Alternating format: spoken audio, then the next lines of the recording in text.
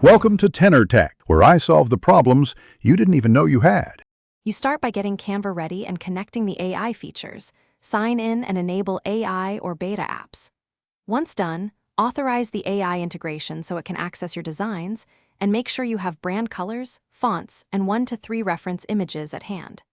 This speeds generation and keeps output on brand. You'll reduce revisions.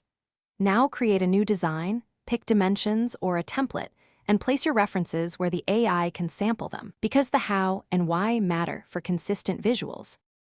You now generate assets. Choose text to image, magic design, or the AI image tool and enter a precise prompt with style, tone, and color hex codes. As you run generations, inspect composition and aspect ratio, switch to 16:9 or custom sizes as needed, and move on to layout adjustments. Once you see a promising result, iterate. Tweak prompts, replace reference images, and refine spacing and layers to maintain hierarchy. This back and forth produces usable visuals without starting from scratch. You finish by polishing and exporting. Set file type, PNG for images, PDF for print. Choose transparent background if needed, and export at 300 dpi for quality. Make sure you verify AI-generated content rights and any required attributions before publishing.